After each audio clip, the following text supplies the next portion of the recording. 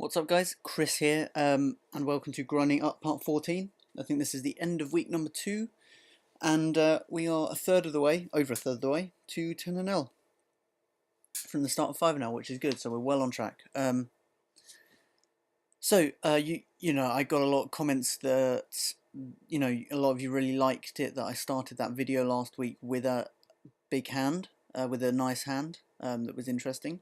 The 5s versus the Ace King, where I made a set and stacked him. So I'm going to show you another hand today. Haven't quite had as good a hand as that. That really was a perfect hand for showing, demonstrating all the different concepts and stuff. But I thought this hand was pretty nice as well. Pretty interesting. Basically, why and how you play suited connectors and draws. I think it's a good demonstration for that. We don't really have any reads on the guy, so we're not going to use them. We're just going to get rid of the HUD. So he limps, and I'm going to raise because with a suited connector like this, I like to get money in the pot. I could have made it a bit bigger in reflection. I could have made it 20, but I felt that this was the right size because I didn't really want to kind of make the pot really big. I just wanted to get a bit more in it, and also to kind of. If I'd put it to 20, I might have discouraged the small and the big blind from calling. I sort of wanted them to get in the pot as well, because this is the kind of hand that plays multi-way. So that was my thinking behind that. So he calls. Now, it's a pretty good flop for us, because he's not limping much stuff that hits that flop, but he's shown some pretty weird tendencies so far. So, I'm not taking the fact that he's limped in, with much. I'm not really using that when I'm trying to hand read this.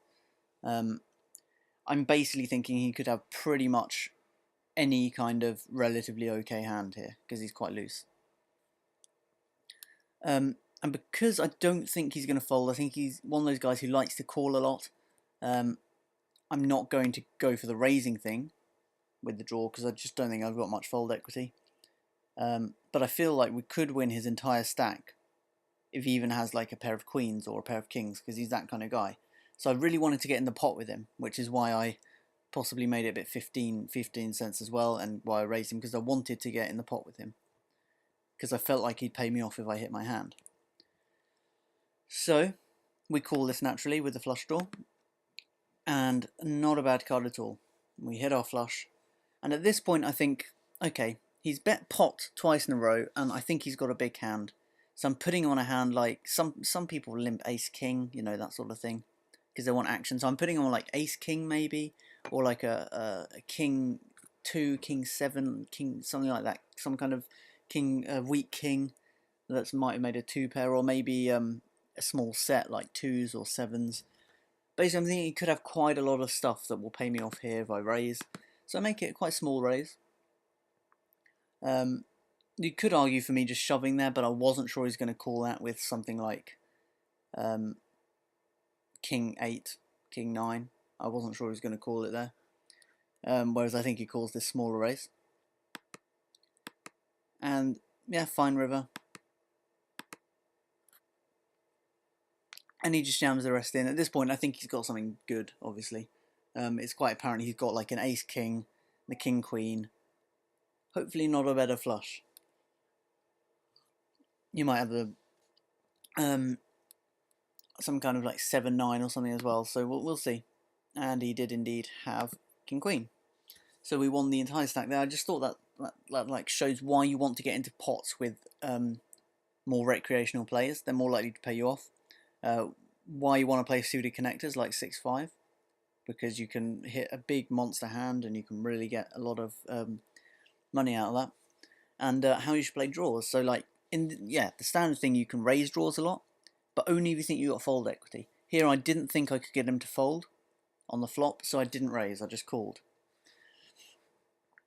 So yeah, I think that's a really good hand, and I'll try and start off a few more episodes with an interesting hand, I think, because that seemed to go down quite well. So bankroll, we've had a bit of a fluctuation here. We recovered from the downswing though, and we're at a new bankroll peak. with about 13k hands played. I've not played many hands this week, but I will try and pack in some more volume over the next few days. Yeah, and we're just going to jump in to the... Actually, do we want to do this? I'm thinking maybe we should go for some full ring. I'm not quite sure. We haven't done much full ring yet. In fact, I don't think I've done any full ring. Tell you what. Let's go for the 6 max. I've been running really well at the 6 max tables. Kind of loath to leave that. You'll notice I've changed the background. I like to do that occasionally. Change the colours, the themes sometimes. Just to keep it a bit fresh, you know. I'm still working out whether I like this red colour or not. I can't quite like it, yeah. Okay, so we'll run a few hands up. Hopefully we'll go for the standard amount of 80. Standard hand count. Yeah, so I'm going to be doing monthly videos for Cards Chat, which is a big online poker forum with 120,000 members. And they want me to do like a tutorial video every month for their channel, hand review, something like that. So if you have got any Boom hands, Boom is an online database where you can kind of like upload hands and watch other people's hands and share hands with people. If you've got any hands on Boom that you think are interesting, not just brag hands. I don't want like hands where you make a straight flush or something like that and there's no hard decisions really. I want hands where you really struggle with a decision, and then hopefully I can do a video, I can coach the hands, and I can analyse them in depth and tell you what I think of the plays you made, and we can put them up on the Cards Chat YouTube channel and you can get a shout out and all that as well. So that'd be pretty cool. I did my first, I'm also going to be putting some like hand analysis and session analysis on my channel as well. I did my first one of those earlier today in a new series called Coaching Corner. Love that alliteration. So yeah, Matt H was the debut participant of that. He sent in a session for me. So I did that. I think that's going to be a nice series. Because yeah, I'm part player, but I do some coaching as well. So I like to kind of, I want to represent both strands of the game on my YouTube channel.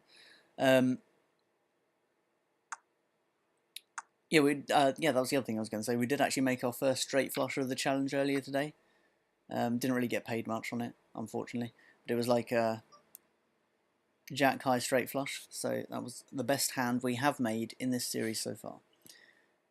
Yeah, I'm going to raise this. I'm thinking that my Patrick Antonius, Gus Hansen, mad, loose, aggressive style is not the best style. It's got me a decent win rate so far. But I'm thinking I might just tighten up a little bit. Not too much, just a little. We'll try and get like below maybe around a 30 at the 6 max tables, like a 30-25, maybe a 28-25, something like that for the stats. I think that's probably where I want to be. Because I do like playing loose. Because I feel like the more pots I'm in, the more edge I have over players at these stakes. Because of the fact that I'm better than a lot of them. So I like to kind of try and push my edge like that. Here, we're going to jam. I'm not happy, really, but what can you do? Queens is third best hand you can get. Let's just hope he's got ace king or ace queen. That would be ideal.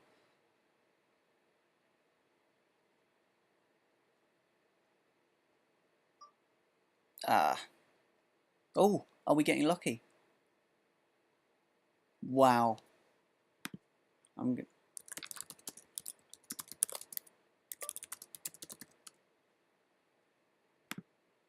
have to apologise to him for that. That was disgusting.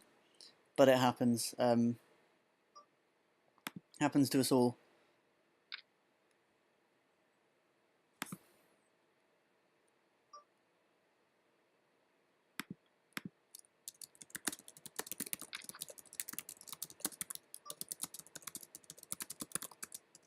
I genuinely feel bad.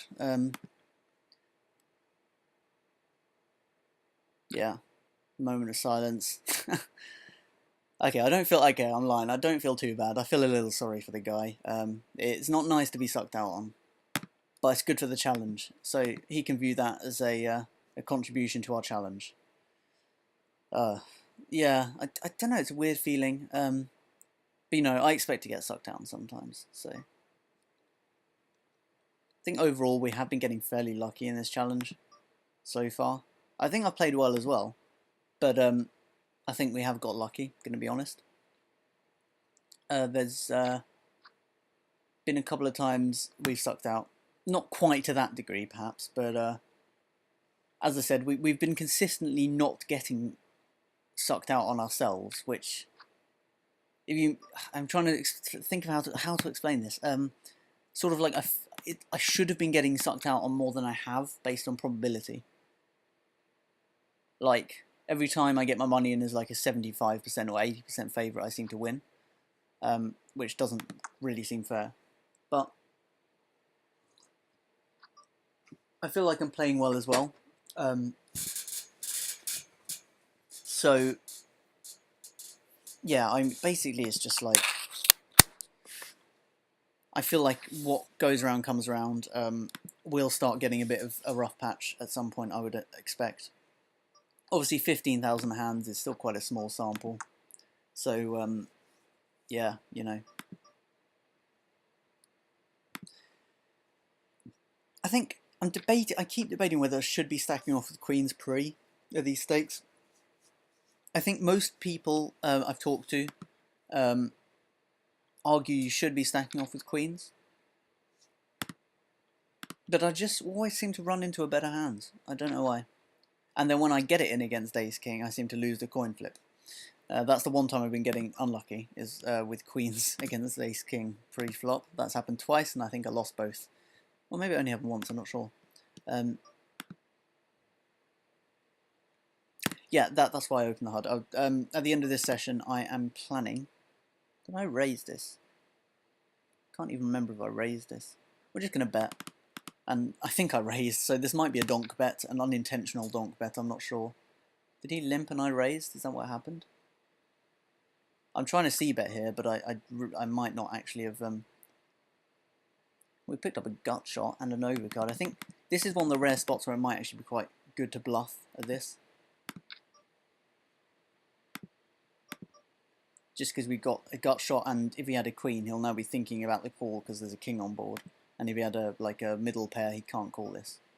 Okay, he probably had a queen, but I don't really want to try and barrel it off. Yeah. I thought he might fold that, but I forgot players love to call. That's something that happens at these stakes. They love to call. It was a good call, to be fair. I can't blame him for making it. Right. We got off a pair of threes. I think we c-bet this flop quite a lot of the time. Sort of debating. Did he limp? I'm getting lost here. I'm getting lost. I'm quite tired at the moment. Long day. Yeah, he limped this time, didn't he? I'm losing track of all that's happening. The tournament video. I did the tournament today. Not going to tell you how it's gone yet, because the video will be up tomorrow, I believe. Yeah, I'll put that video up tomorrow. Oh, I could have 3-bet that, really, couldn't I? People are not folding to our c-bets. Not fun. Top pair, top kicker.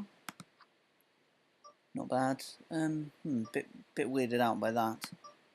But I'm going to call. Well, why am I weirded out by that? I just called. I didn't 3-bet, did I? I'm getting lost everywhere today. Brilliant. I think we're just going to go for a call.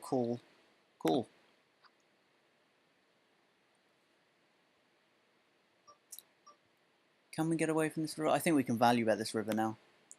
Because when he checks, I don't think he has a strong hand. We're going to bet $1, get value from a worse queen there. I think that's probably right size. Any bigger, and I think he folds a lot of queens. We might even get him to call with like a worse thing. Yeah, there we go. He called with jacks. Fair play. I think if we'd have bet much bigger, he probably wouldn't have called with jacks, is my point.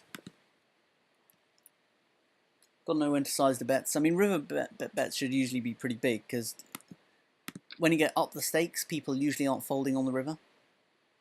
Do we call this? Do we call this? I'm sort of tempted because he might be on tilt, but it's a drawing hand and he's not got that much left behind, so we're going to fold. Oh yeah, I will adjust the HUD things for next video session. I did forget, and it really annoyed me that I forgot because I just remembered. Someone asked on the forums. I will do that for the next video. Promise. Write it down.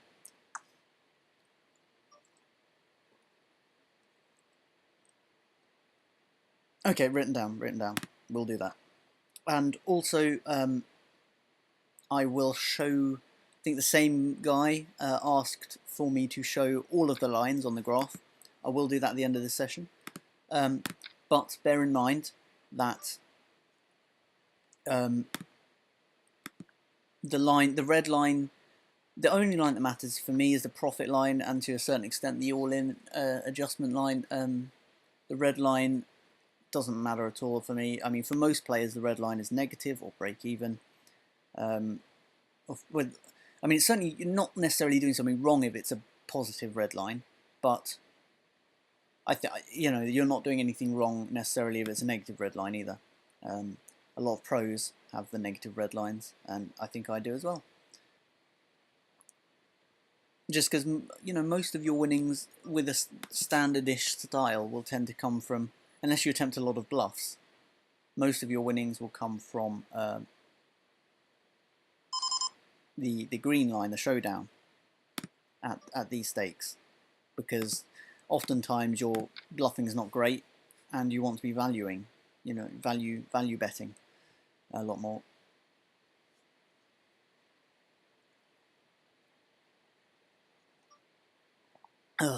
Tea.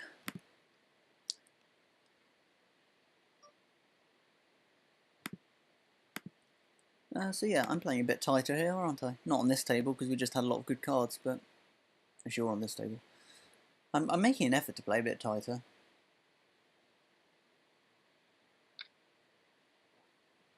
I'm just going to experiment. I've never played these stakes before, and I'm quite interested to see how different styles work. I felt like my really loose aggressive style actually worked better at 2NL. I feel like it might not be working as well at 5. I'm not sure why that is precisely. Yeah, we can call ace-9.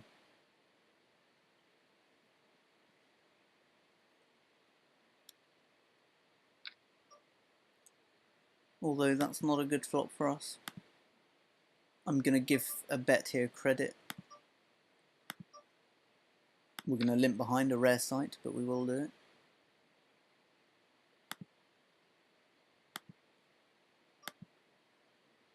No set, 2 overs, 2 players in the pot. Check it. It's the only thing we can do. If it checks twice, I'm actually feeling pretty happy with my hand, but I don't feel it's strong enough to value bet at all. Can we call a bet? I don't know. Let's just check it. Let's just check it down. I expect to win. We'll limp with those as well. We'll sit out next hand here. We'll call that. He's quite deep stacked. It's fine. No, we're probably priced into calling a bet on the bottom left. 9-10. No, it's only a gut shot.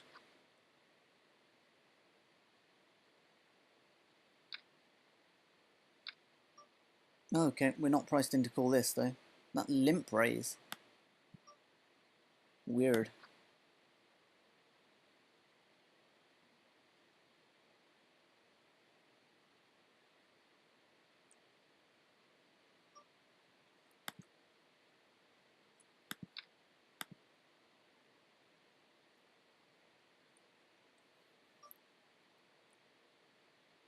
Oh yeah, we're just going to carry on checking it. Oh, we've hit a pair, which is fine. He could have checked a jack twice. He could also have checked nothing twice.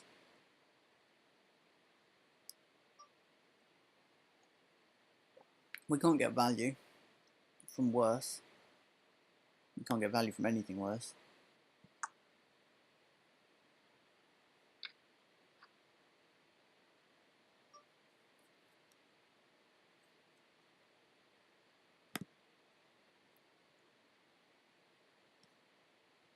Let's close these tables. Got an interesting space-themed background today, sort of. Not quite sure. Not really sure what it's meant to be.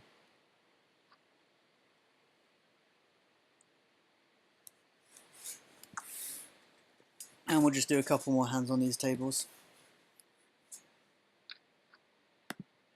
See if we can pick up a pocket aces or kings.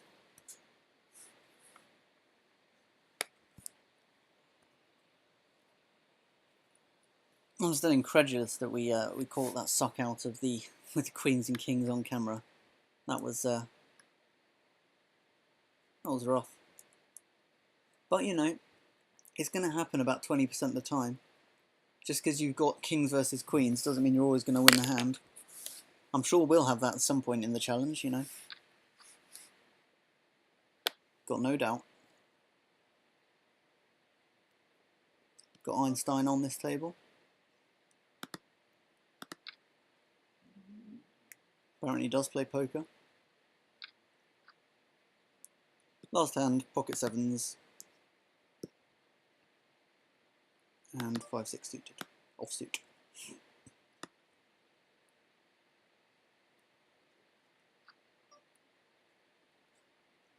Yeah, we'll raise the pocket sevens.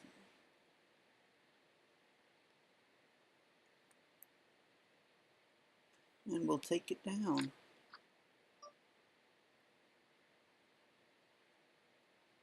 Oh, go on, we have to play that one then. It's a nice hand. Let's play that. Sit out next one. It's going to screw up my numbers, but we'll just do an extra few hands on next session.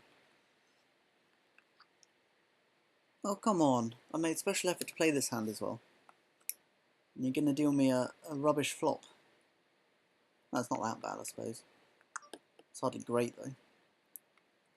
Yeah, I feel like we see better, though. Gut shot to the nuts. Actually, it's not the nuts on this board, is it? Gut shot to the nuts straight. The best straight.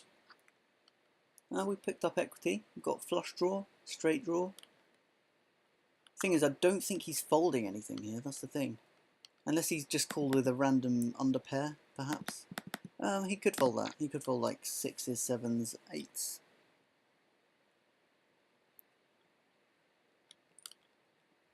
I mean, clearly fold is something.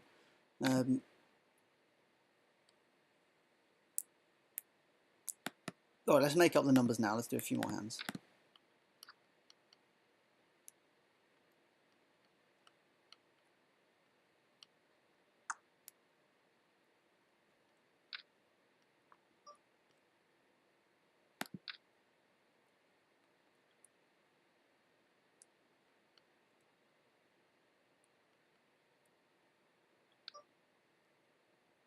Yeah, we can call this. Not a bad flop, but not a great one either. I'm debating whether we can actually peel one off here. It's a big bet. Okay, no, we can't peel one off with the big bet and then min raise. No chance. No way, Jose. Huh, what have we all got here? Set of jacks against queens. Maybe lucky we didn't hit the set then, I guess.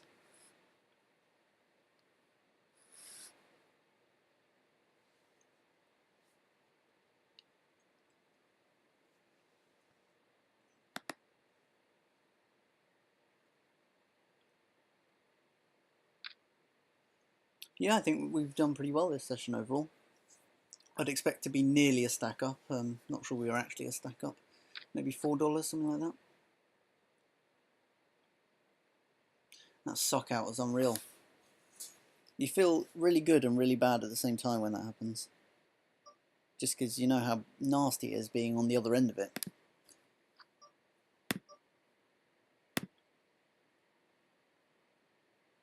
But, you know, we're picking up some good reads on a couple of players now. Mainly this guy. I played with him quite a lot today. He's solid.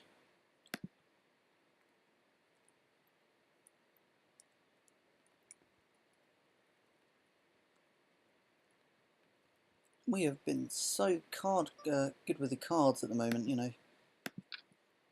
This session we've had so many hands we can play. I think it's just because there's so many folds from early position. I just like to take advantage of that and open a lot of hands.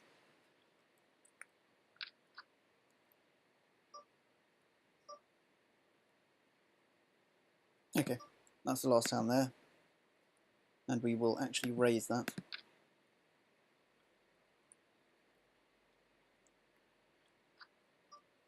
Six, seven, eight, backdoor spades, gut shot. I think he's good enough to bet on. Not that this guy's folded yet, but we've got such a small sample.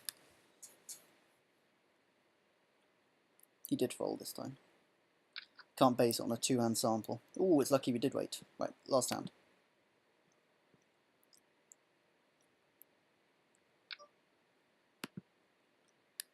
Okay, well, he's been playing a hell of a lot of hands, so we'll definitely be raising.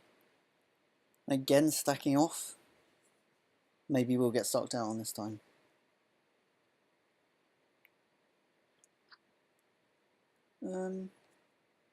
I don't think he's going to call much on that flop. I think we can afford to let him catch up a bit. Can we slow play it anymore? He might call with an 8 here. Let's make it quite small so he can. No. Okay. Fair enough. Fair enough. Right. That was that. We'll stop the recording of hands. We will update the graph, and we can see that in that session we won 450, despite actually should have lost 339. But you know, the Suckout helped us. If you notice, we're actually playing about $16 above our all-in adjustment, which is possibly why we've actually got to the place where we are so quickly, because we have got here so quickly compared to what I was expecting. I was still expecting to be I was kind of, based on the timeline I had set for myself and the goals, I was just expecting to be moving up to 5-L tomorrow. But we've been here for a little while already. And there you are. We have made $100 profit. That's some sort of milestone, I suppose. That means that we have about $59 before a 10-L. Not bad at all. Yeah, I'm happy with the pace this is going, moving up rapidly. I'm still debating on whether to actually just take money out at some point, just like as a